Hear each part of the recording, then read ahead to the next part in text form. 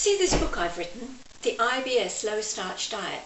If you have IBS, gut pain and bloating, especially after eating, you should read it because it will tell you things no doctors ever told you about IBS.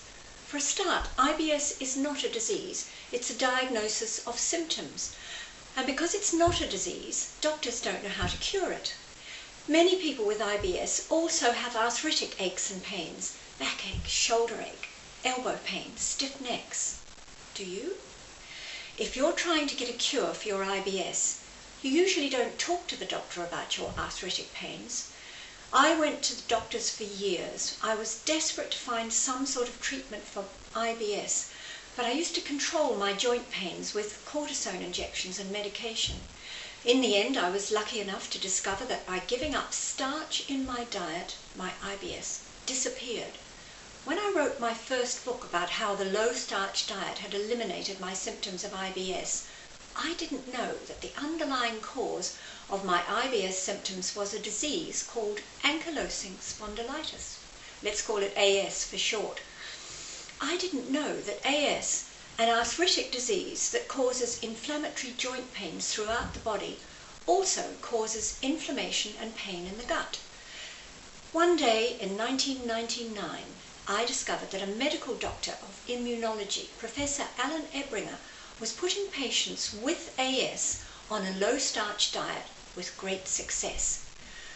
When he told me about the symptoms of AS, I was amazed to discover that my IBS was connected to an arthritic condition. The low-starch diet had eliminated my IBS, and I had actually forgotten about my joint pains because on the diet they had just faded away. To make a proper diagnosis, Professor Ebringer told me to get a blood test to see if I have the HLA-B27 gene and asked me about my family history.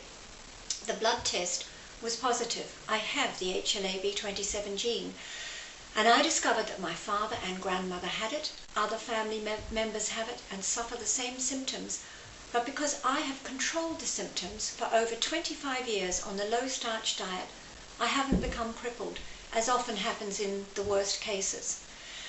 Many people have bought my book for their IBS and have had the blood test and discover they are HLA-B27 positive.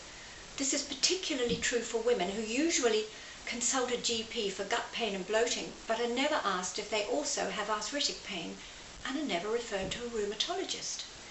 However, even if you do not have the B27 gene, if you have gut pain and bloating, which has not been diagnosed as any other serious gastrointestinal disease, it is very likely that it will be caused by a bacteria called Klebsiella, which live in undigested starch in the gut, causing fermentation and IBS symptoms.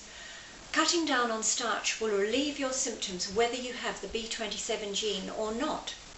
I've had many letters from people who are negative for the B27 gene, but who swear that the low-starch diet eliminates their symptoms of gut pain and bloating. It's now being tested on people with Crohn's disease and proving extremely successful, especially for people who can't tolerate strong medicine. Crohn's people don't usually have the HLA-B27 gene, but they always have antibodies to Klebsiella. Here's an exciting piece of recent research. Scientists at the University of Texas Health Science Center say they may have found the cause of colic. They believe it could be the result of inflammation caused by a single bacterium, Klebsiella, in the gut. A study is published in the Journal of Pediatrics. Now, colic is the medical name for IBS. Babies get it. Horses get it. They shoot horses, don't they? I urge everyone, even if you're skeptical about my book, if you have the gut pain and bloating of IBS, or if you have the arthritic pain of AS, try the low-starch diet.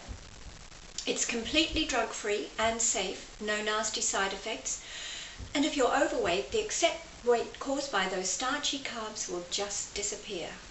Starch is found in all foods made from grains such as bread, pastry, pasta, cakes, cookies, and in potatoes, rice, and some vegetables. Not everyone has to give up all starchy foods. My book tells you how to work out the level of starch you can tolerate. I had such terrible symptoms of IBS that I eventually gave up all starches. People ask, How can you possibly give up bread? Believe me, all I'm giving up is pain. My life is now so wonderfully pain-free, I have no desire to eat starchy food. When you eliminate starch, you also eliminate gluten. The IBS Low-Starch Diet is perfect for people with celiac disease and has over 200 completely gluten-free recipes. If you found that low-carb diets are boring and leave you feeling hungry, I promise that my IBS Low-Starch Diet will not do this. You can eat a huge variety of foods, including desserts, chocolate, ice cream, meringues, cakes, biscuits made from ground almonds, also called almond flour. You can also drink tea, coffee, wine, spirits, even beer. You don't have to eliminate all carbs, just starch. It's easy to find out which foods have starch.